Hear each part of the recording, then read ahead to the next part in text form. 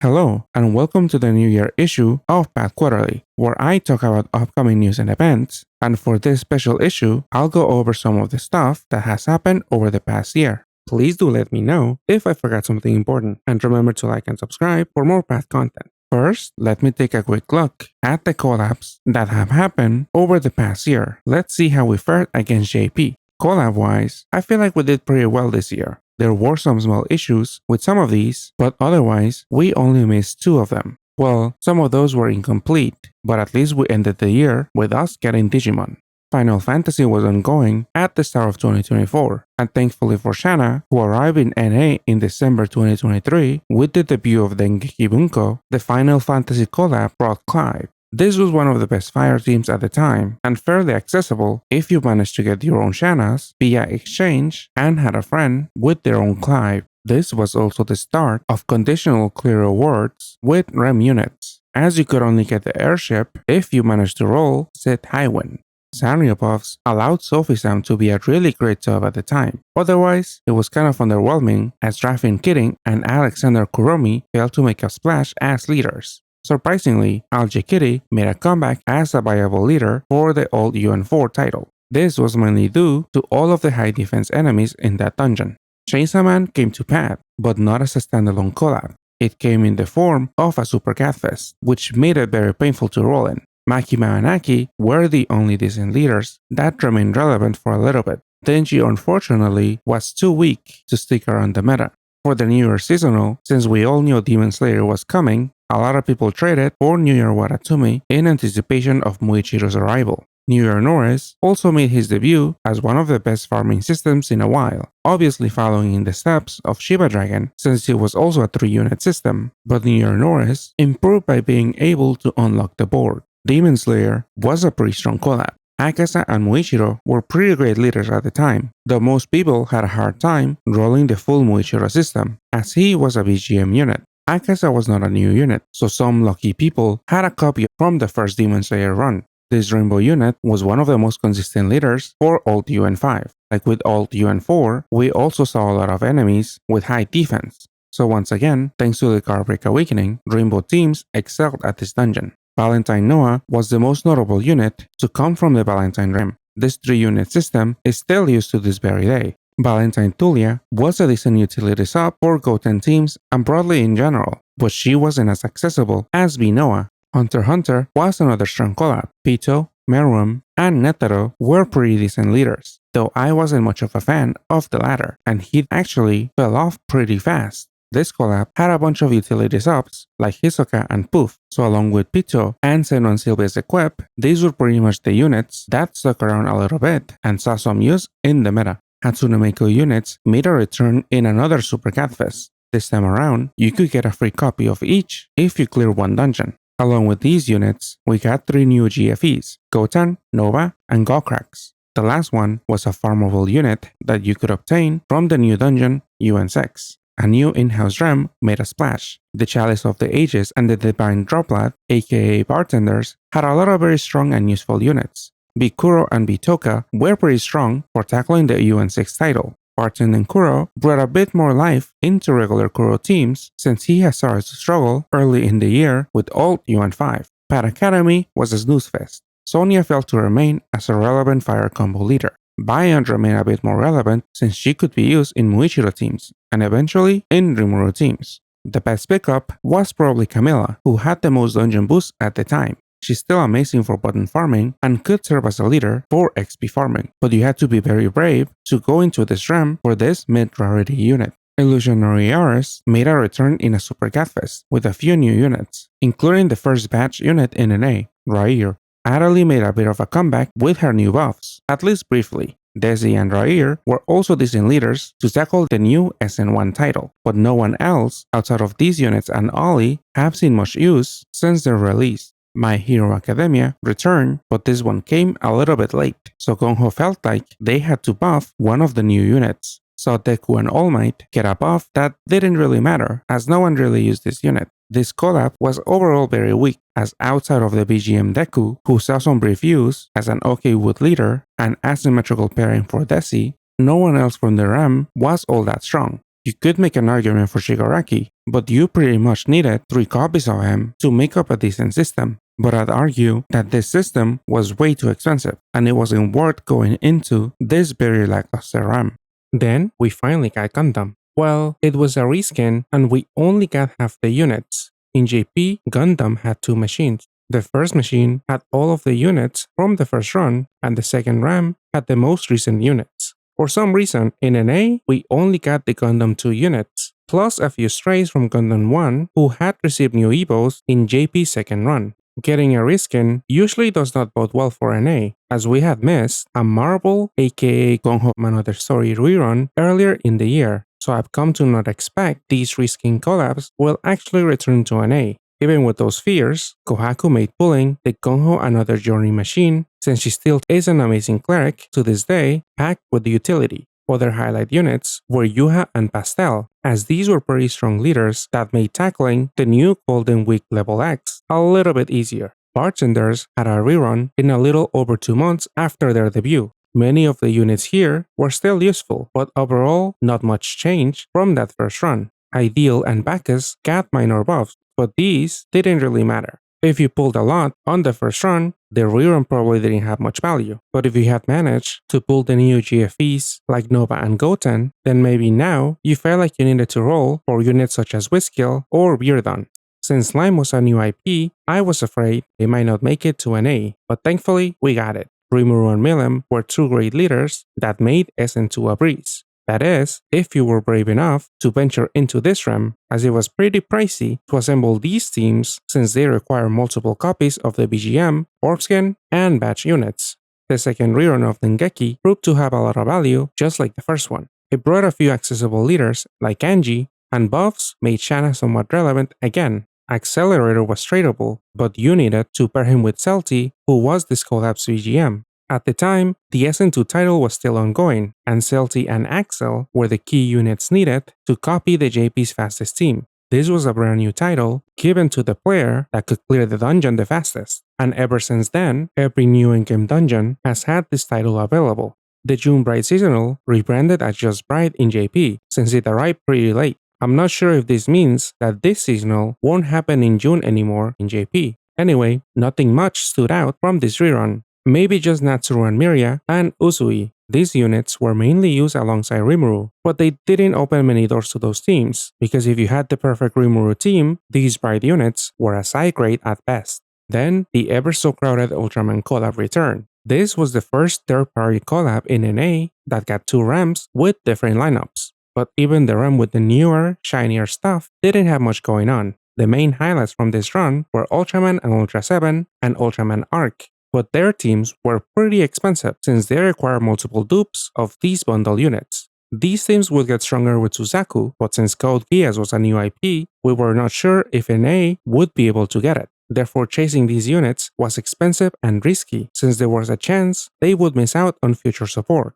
Thankfully, Suzaku did end up arriving in NA, and he wasn't the main highlight, as this collab brought Gino, who everyone was very excited for since he was considered the best leader in JP. Gino was also the leader of choice if you wanted to go for the SN3 fastest title team. Path Island returned, but not much of note came with this seasonal rerun. Apart from having great art, the Batch unit had pretty good equips for SN3 and the upcoming SN4 since these granted the needed monster type. Pastel was an okay leader, but her teams were pretty expensive since they consisted of multiple bundle or rare units like Suzaku, Ultraman Arc, and the new GFE, Circlia.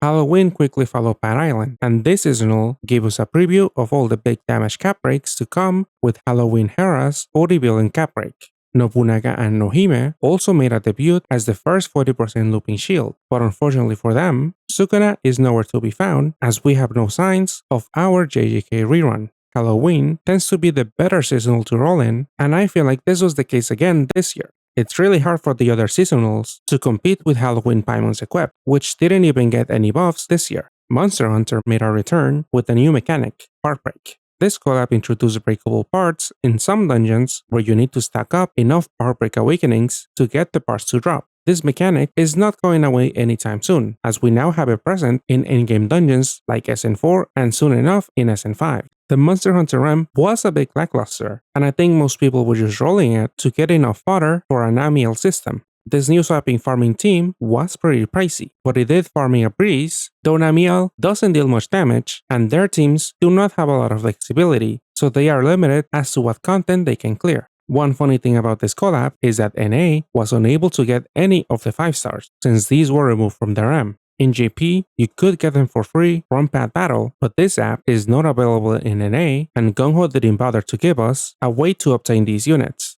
We didn't miss much, since these aren't particularly that good. Another extremely crowded rem returned, Sanrio. This collab had 3 rems, 2 of them with different lineups, and the other one with only higher rarity units from those other machines. Bad Bats Maru was regarded as one of the best units to get, since they had synergy with units like Arpersa and Fatalis. Thankfully, this unit was exchangeable for other Sanrio units, but these had to be 6er and above. You could have tried your luck on the 2 5 Magic Stone rems, but these were full of outdated units. Some of the other new units, like Korya Pochako, Polikirimi-chan, and Shackle My Melody, were pretty solid, but mostly had limited applications. After missing our second Marble Reskin rerun early in the year, and then seemingly missing the rerun that should have happened in mid-October, NA finally got the full Gung-Ho Another Story lineup in a surprise December rerun. Hopefully this signals that we might also get a Gundam rerun with the full lineup if that collab ever reruns again in JP, or if we ever get any other reskin collab, there's now a non-zero chance that we can get reruns. Still, this collab was pretty late, but not too outdated, since a lot of these equips are still pretty relevant and unique. For example, Yuita's equip covers a lot of bases, specifically in a dungeon like UN Rush. And obviously Orlando was a highlight unit, since he is great for a lot of farming teams. Christmas was underwhelming, especially because Gung-Ho NA had officially announced that Digimon would arrive to our server. This was shocking news, since obviously we would now have access to the unit that has been dominating the meta in JP. It was also shocking because Digimon had skipped over JJK. I don't think we can for sure write off that collab arriving to NA, but things are not looking too good for JJK. Okay, back to Christmas. This rerun introduced some new high rarity exchangeables, but these have niche uses. I don't think Zeus has seen any use so far, but maybe he will soon for some farming setup. Cecilia and Sophie have a bit more potential, and I could see them going in any team that has space for them. At the very least, they have 2 pretty good equips. Other than those units, we get an early taste of what's to come, since Christmas always runs a week after the debut in JP, so we'll pretty much skip ahead about 2 months in the future. Amir and Enra can break your whole team's cap breaks as long as they meet certain type or attribute condition. These type of looping cap breakers have been showing up more and more in the latest collabs in JP. This will be a trend going forward, so don't be too shocked when damage dealers come out without a cap breaking active skill. 2024 ended with a bang, since we got the Digimon collab in NA. Ever since SN4, Geno's power started to waver, and the unit that took up his spot in JP was Omnimon. To this day, this unit is still very highly rated in JP, and if we end up missing a few of the collabs that have happened in JP, like GA Bunko, Omnimon will be significantly ahead of other leaders in NA.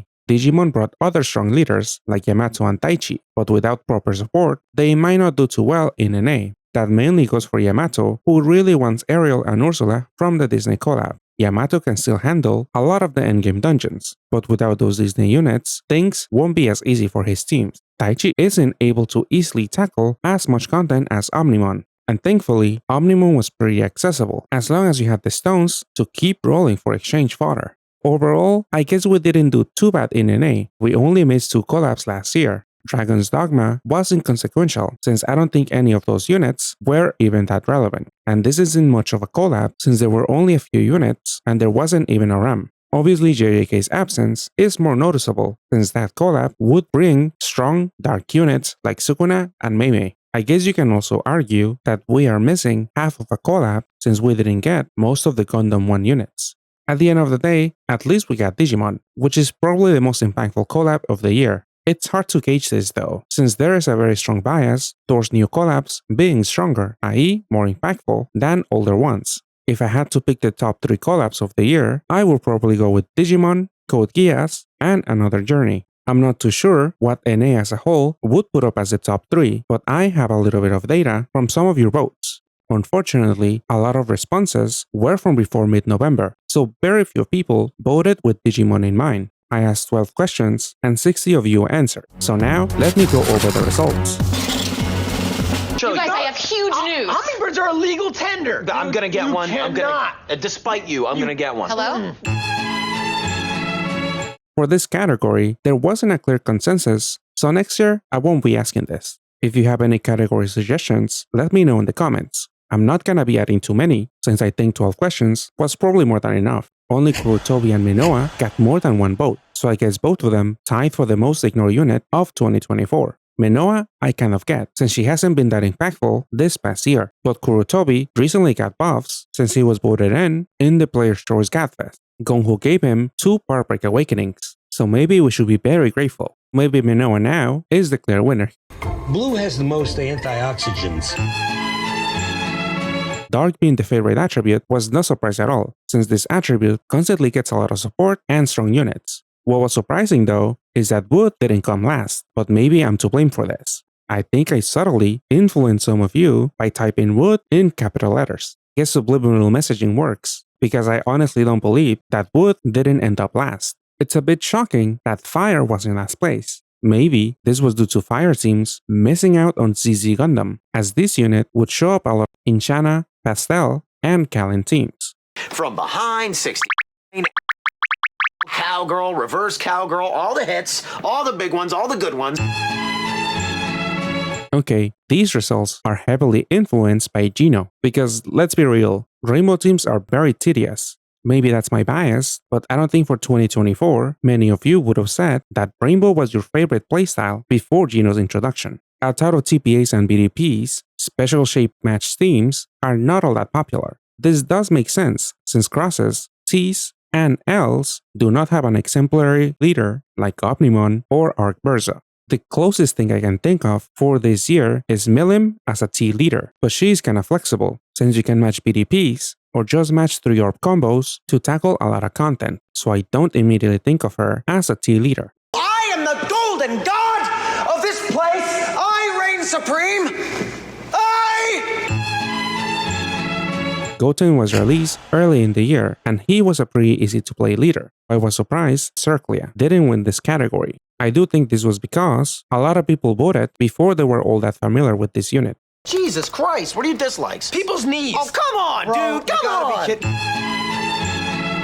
I can't say that I'm surprised that Sin Dragons is regarded as the worst collab or in-house of 2024, but maybe it's a bit surprising that this tied with Ultraman for the #1 spot. I guess if you had no interest in ARC teams, then Ultraman this year was a major snooze fest. That I love. I absolutely love.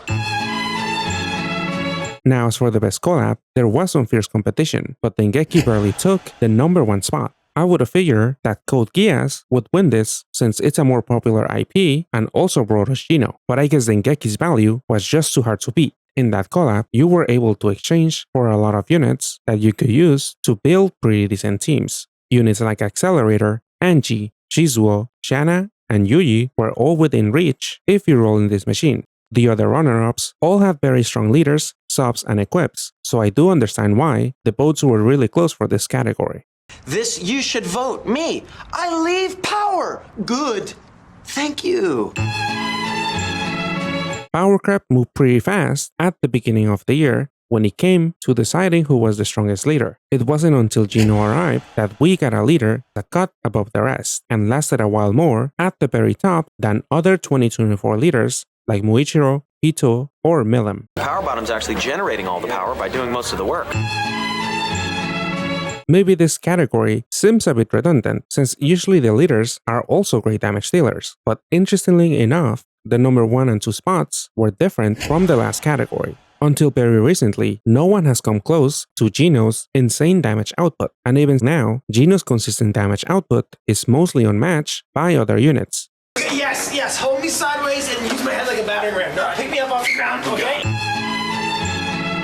This was the most decisive victory, with almost half the votes going to Kohaku, and this is probably not shocking at all to anyone. Maybe Sakura is a bit surprising, but she did see a lot of use in Goten and Geno teams. Plus, she was a free unit. Again, I was a bit surprised Circlia didn't get more votes. Tools! Tools! Duct tape, zip ties, and gloves! I have to have my tools! This was the second most decisive victory, with 1/3 of the votes going to Halloween Paimons Equip. Even though this Equip didn't get any buffs this year, Gung-Ho can't even touch this Equip awakening-wise. At least not until we get a Team HP Plus awakening. I'm gonna start with the breasts. Oh, naturally. Come on. Right? Okay. Right? Oh, those are Beautiful. There were a lot of opinions for this category, so much so that the third place is a tie between 40 or so units that got 1 vote each. Still, Isis and Nephthys was the clear winner with 10 votes. Ordeal Aiden, Big Bang, Goten, and Ordeal Ra all tied for second place with 3 votes each. Big Bang doesn't qualify as a 2024 unit, but maybe we can let that slide since the art is still pretty cool. Bro, I just had the most perfect blonde guy slip right through my fingers. I mean, I had him in the palm of my hand and then he was gone, you know what I mean? If you're not whaling or saving a lot of stones, you're bound to miss out on a unit or two. These are the ones that unfortunately got away. Missing out on Kohaku is obviously a big disappointment since she is a very useful sub that is very hard to replace. Misaka is a BGM unit, so you could get a copy if you spend money, but her teams require you to own at least 2 copies of her. So even if you were ready to shell out $30, you could end up without a Misaka team if the RAM was not kind to you. Pinoa was accessible if you were willing to roll a lot in Valentine's for fodder, but that seasonal was pretty bad last year, so I understand if you didn't want to touch that RAM. I was in that camp and skipped her, and I did experience some FOMO throughout the year. It wasn't that bad, and after the latest teaser for this year, I'll probably skip on her again, mainly since I have Namiel.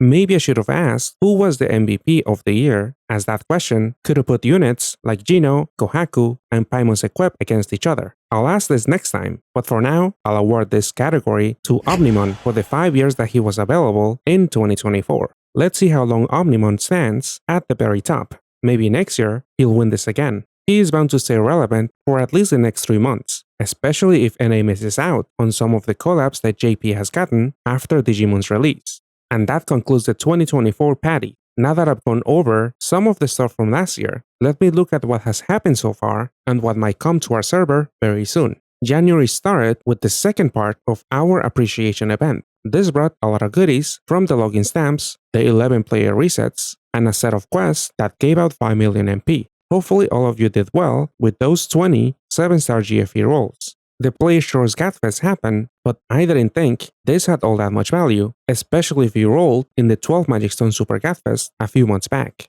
Maybe a lot of you couldn't even roll since Digimon probably took a lot of your stones. The New Year RAM is still ongoing, but outside of niche cases for the exchangeable units, nothing stood out that much. The next third-party collab that followed Digimon in JP was Disney, but maybe there's still a chance that JJK could come after. I really wouldn't hold my breath for that. Disney has some strong leaders, but these fizzle out relatively fast, mainly due to Omnimon's existence and the insane amount of recovery that you need in newer in-game content. Aladdin and Genie teams were pretty much like Geno's, but these focus on balance type units. Like I said, not having a high recovery boost in their leader skill limits them in the newest SN dungeons. The most notable unit from this collab that stood the test of time in JP has been Aurora. She is an ever so useful cleric that adds a lot of bulk and has a looping shield active skill. It'll suck to miss out on Aurora, and if that's the case, then probably the next collab will be the Gung-Ho collab. This rerun brings a 7 Magic Stone RAM with brand new units, and a lot of these are very strong and useful.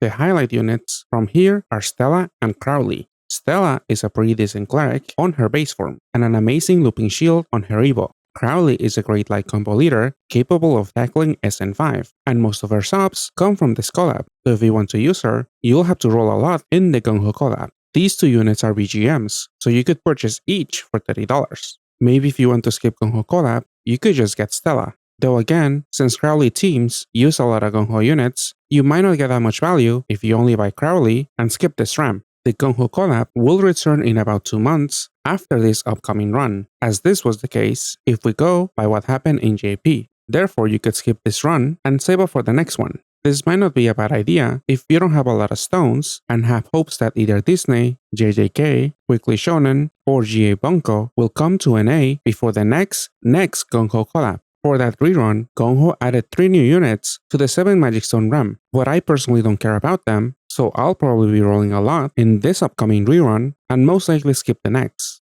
This is mainly because I want Stella as soon as possible. This collab should happen very soon, so watch out for my review video for more details. After Gung-ho collab, 2 third-party collabs came to JP one after another, Weekly Shonen Magazine and GA Bunko. Weekly Shonen is technically a returning collab that NA never got, so there's a very high chance that we'll miss it this time around. I do say technically because this RAM is completely different since none of the 2021 units are included in the RAM. I don't think this has an effect on the chances of NA getting Weekly Shonen, but who knows? Maybe the fact that it's less IPs will raise our chances. This run in JP had units from Fairy Tail, Hajime no Ippo, Blue Lock, and Shangri-La, but the machine from 2021 had more units from different IPs like Fire Force, Tokyo Revengers, and 7 Deadly Sins. A lot of the units in this collab are a bit interesting. Ursa's an accessible but expensive leader since she requires 4 copies of herself to make a system. She does take up collab units and 7-star GFEs as trade fodder, so if you are low on GFEs, you will have to roll for fodder if you want to assemble her team.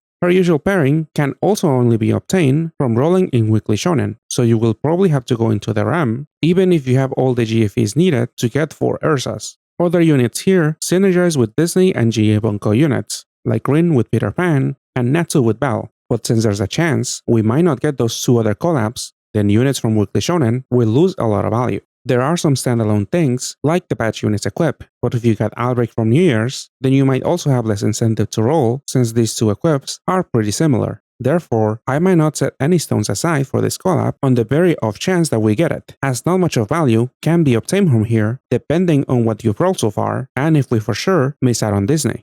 GA Bunko happened right after Weekly Shonen, and this is a new path collab, so we have no idea if it'll come to NA, but the chances for this are a bit higher than Weekly Shonen or Disney. This collab has more value than Weekly Shonen since you can assemble 2 very strong teams by rolling in this RAM. One team is Bells, which is very pricey as it includes multiple BGMs and batch units, and the other team is Eyes, which is a bit more accessible since 4 out of the 6 units of the team are exchangeable. So this collab is more standalone and insular. If you want to pursue those teams, you will have to roll a lot in this collab, either for batch unit fodder, since Bell teams usually run 3 of them, or for the other 2 units that are used in the usual Ice team. Not to mention that you might want to get 2 copies of the BGM, and chasing those is usually very pricey. Yuji also sees some uses in fire teams, such as those led by the upcoming heroine, Yamel.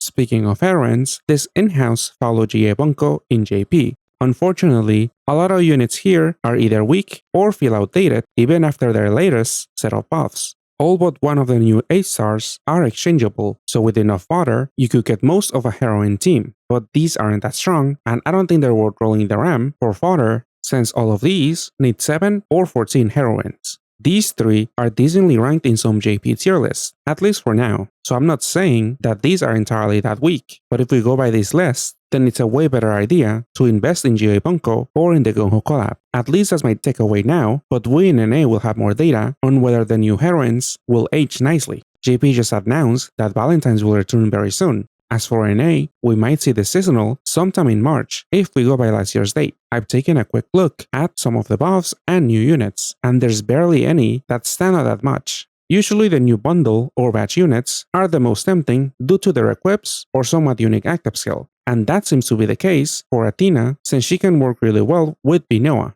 I'll do a little bit more research and say what I have to say and share what I think in my review video probably next month. But my first impression is that this seasonal is one that you can most likely skip, especially if you don't have Valentine Noah. That pretty much does it for all the future RAMs that should be coming our way for the next 2 or so months. It might be a 2 very dry months in NA if we miss out on Disney, Weekly Shonen, and GA Bunko, but at least we'll have 2 Gung-ho collab reruns. Yay. And heroines, I guess.